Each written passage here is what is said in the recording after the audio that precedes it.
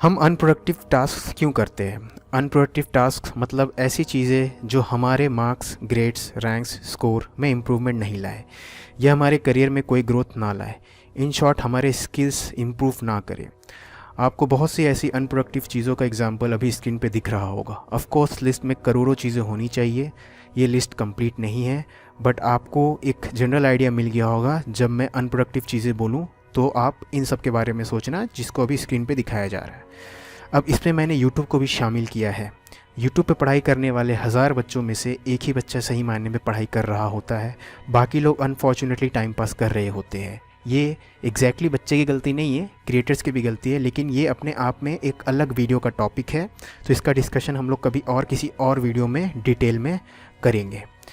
Moving on, अब हमें काम की चीज़ें करने में ज़ोर क्यों आता है? काम की चीज़ें मतलब प्रोडक्टिव चीज़ें, जिसका एग्जांपल होता है पढ़ाई करना, कोडिंग सीखना, एक्सरसाइज करना, हेल्दी खाना खाना, प्रेजेंटेशन स्किल्स पे काम करना, अपनी इंग्लिश सही करना या सुधारना, फ्रेंच, जर्मन या कोई और न्यू लैंग्वेज सीखना, एलन मस्क की जीवनी पढ़ना।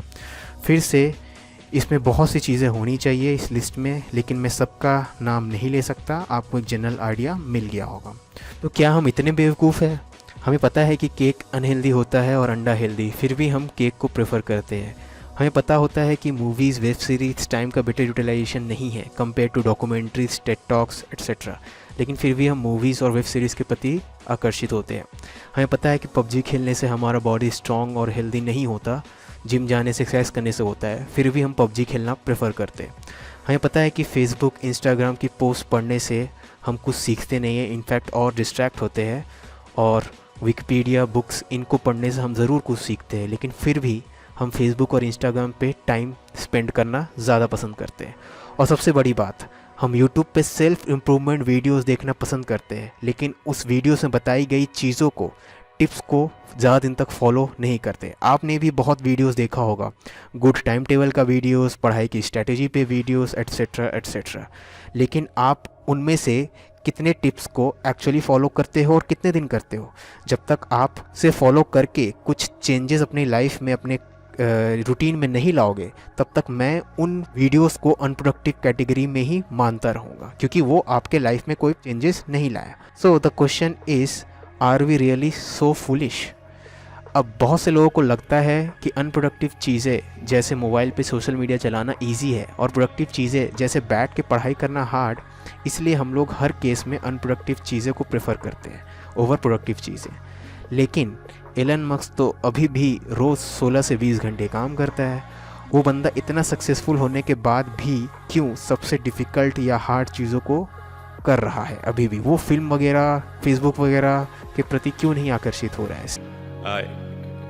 Work hard, like, I mean, every waking hour. That's the thing I would say, if you, particularly if you're starting a company. Similarly बाकी सक्सेसफुल लोग भी, जैसे विराट कोहली, रतन टाटा, मुकेश अंबानी, शाहरुख खान, ये लोग भी इतने सक्सेसफुल होने के बाद भी अभी भी इतना रेगुलस रूटीन क्यों फॉलो करते हैं? इतना डिफ़िकल्ट लाइफ क्यों जीते हैं? आपको लगता होगा उनके पास पैसा है, गाड़ी है, लड़की है, तो उनका लाइफ आसान है।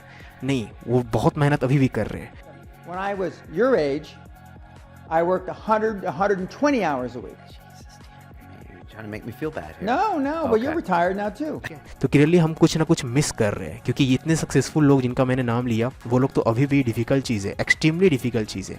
जेई की पढ़ाई करना तो ईजी भी है रिलेटिवली, ठीक है। वो लोग जो काम कर रहे हो बहुत ज़्यादा डिफ़िकल्ट है, और वो कंटिन्यूसली सालों से रोज़ उसमें 15 से 20 घंटे अभी भी दे रहे हैं, ठीक है। तो मैं उस बात पे आ रहा हूँ, क्लियरली हम लोग कुछ ना कुछ मिस कर रहे हैं। मैं आपको इस वीडियो में साइंटिफिक रीज़न बताऊंगा कि हम लोगों को क्यों प्रोडक्टिव चीज़ें करना पसंद नहीं आता और क्यों अनप्रोडक्टिव चीज़ें करना पसंद आता है। मैं अपना ओपिनियन या हाइपोथेसिस नहीं बता रहा हूँ इस वीडियो में, सच्चाई बता रहा हूँ। जस्ट लाइक ग्रेविटी, न्यूटन का डिस्कवरी पहले भी एग्जिस्ट करती थी। ग्रेविटी तो एग्जिस्ट करती थी, चाहे न्यूटन ने उसे डिस्कवर किया हो नहीं किया हो। न्यूटन के पहले भी ग्रेविटी थी। न्यूटन के पहले भी आप किसी चीज़ को छोड़ दोगे, पत्थर को हवा पर छोड़ दोगे तो नीचे गिर रहा था। न्यूटन के आने के बाद हमें उसका साइंस पता चला, लेकिन पहले भी वो चीज़ एग्जिस्ट तो करती थी ना।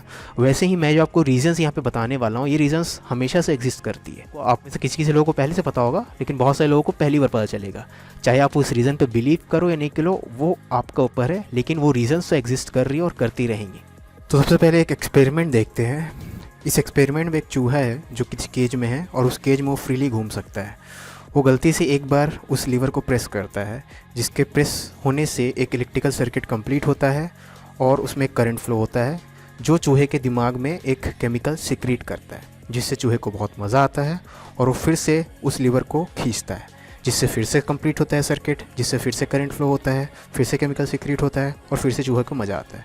तो वह लीवर प्रेस करता ही जाता है, सब चीज़ इग्नोर करके, खाना पीना सोना एट्सेट्रा, यानी जितनी काम की चीज़ें सब वो भूल चुका है, सिर्फ लीवर प्रेस कर रहा है क्योंकि उससे वो केमिकल निकल रहा है। केमिकल के बारे में हम लोग बाद में समझेंगे, लेकिन जिससे उसे मज़ा आ रहा है इसी कारण वो लीवर प्रेस करता जा रहा है।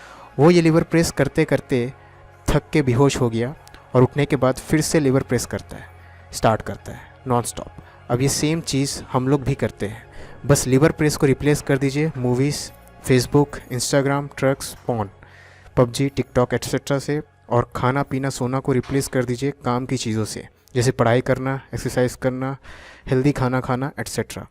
अब मैं ऐसा क्यों बोल रहा हूँ, उसको समझने के लिए हमें ये समझना होगा कि वो केमिकल कौन सा है जो चूहे के ब्रेन में सिक्रीट हो रहा है और जिससे वो सारी दुनिया को भूल गया और सिर्फ उस केमिकल के लिए लीवर प्रेस करता गया नॉन स्टॉप। डोपामिन के कारण ही हम लोगों को चीज़ें करने का मन करता है।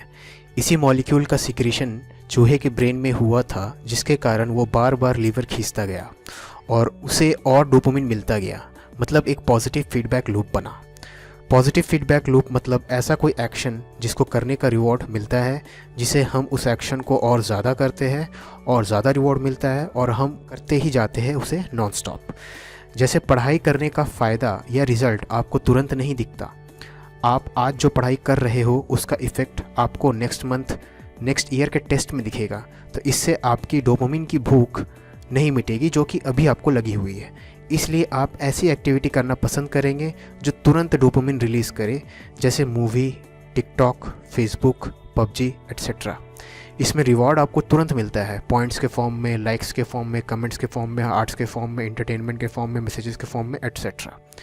ऑफकोर्स पढ़ाई, एक्सरसाइज, हेल्दी फूड हैबिट्स करने में मेहनत भी है और उसका रिज़ल्ट भी लेट मिलता है, तो हम वो क्यों करेंगे जब तुरंत रिज़ल्ट या रिवॉर्ड देने वाली चीज़ें एक्सेसिबल है। जैसे कि आप देख सकते हैं इस डायग्राम में, बुक पढ़ने से कम और देर से डोपामिन मिलता है और केक खाने से ढेर सारा, इसलिए आप केक खाएंगे ना कि बुक पढ़ेंगे। यहाँ पे बुक के बदले कोई भी प्रोडक्टिव चीज़ डाल सकते हो और केक के बदले कोई भी अनप्रोडक्टिव चीज़, डायग्राम करेक्ट रहेगा। अब अगर आप वैसी एक्टिविटीज़ जिसमें अननेचुरली ज़्यादा अमाउंट ऑफ डोपामिन इन्वॉल्व होता है वो करते रहोगे, जैसे कि porn, PUBG, social media etcetera, तो आपका मन लो डोपामिन वाली चीज़ों में नहीं लगेगा, जैसे कि पढ़ाई, फिटनेस एट्सेट्रा।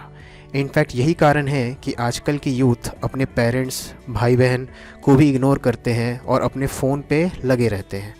स्मार्टफ़ोन और चीप इंटरनेट बहुत ही कन्वीनियंट तरीका है इन हाई डोपामिन वाली एक्टिविटीज़ को एक्सेस करने का, किसी भी टाइम पे और किसी भी जगह पे। तो इसका क्या सलूशन है? अगर आपको रोज़ अच्छे रेस्टोरेंट में अच्छा खाना जैसे बिरयानी, कबाब, शाही पनीर एट्सेट्रा खाने की आदत है, तो आपको एक प्लेन राइस का बाउल खाने का मन कैसे करेगा? इमेजिन कीजिए कि आप किसी कारणवश किसी रेगिस्तान में खो गए हैं और वहाँ घंटों ढूंढने के बाद आपको कोई मिला जो कि आपको सिर्फ एक प्लेन राइस का बाउल खाने को दे सकता है। तो उस केस में आपको वो चावल भी बहुत ज़्यादा टेस्टी या सेटिस्फाइंग लगेगा। तो ठीक उसी तरह अगर आपको डोपामिन सिक्रेशन सिर्फ हार्ड या प्रोडक्टिव चीज़ों से मिले तो आपको वो करने में भी मज़ा आने लगेगा, लेकिन इसके लिए आपको हाई डोपामिन वाली एक्टिविटीज़ बंद करनी होगी या बहुत कम करनी होगी।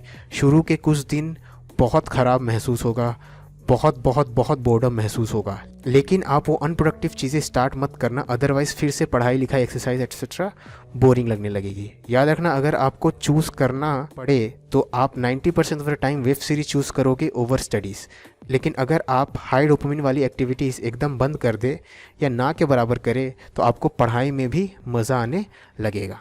जो बच्चे इतना एक्सट्रीम स्टेप नहीं लेना चाहते वो हर 3 घंटे प्रोडक्टिव चीज़ें करने पे खुद को 15 मिनट का रिवॉर्ड दे सकते हैं।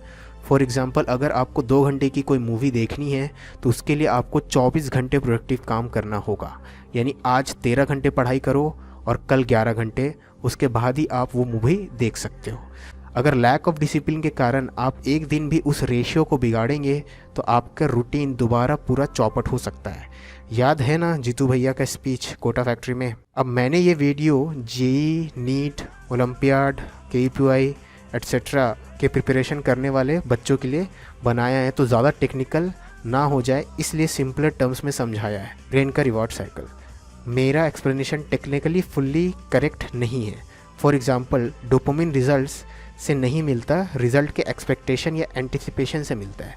लेकिन जल्दी समझाने के लिए और सिंपलर रखने के लिए थोड़ा सा टेक्निकली रॉन्ग मॉडल मैंने आपको समझाया है। अब ये वीडियो देखने के बाद ऐसी और वीडियोस मत खोजने लगना, इसको इम्प्लीमेंट करो, फॉलो करो। दिन भर इम्प्रूवमेंट वीडियोस देखना अनप्रोडक्टिव वाली लिस्ट का पार्ट है। उन प्रिंसिपल्स या टिप्स को फॉलो करके लाइफस्टाइल इम्प्रूव करना प्रोडक्टिव वाली लिस्ट में आता है।